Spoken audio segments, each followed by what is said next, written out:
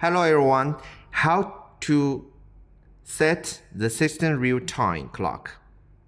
As you can see, now is 9:56. So you can switch here 9:56 and then confirm.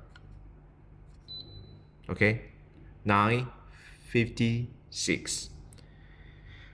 During the operation, if a red fault description flashes on display, the unit may have experienced a malfunction. Shut down the unit, turn off the power supply, and collect maintenance personnel.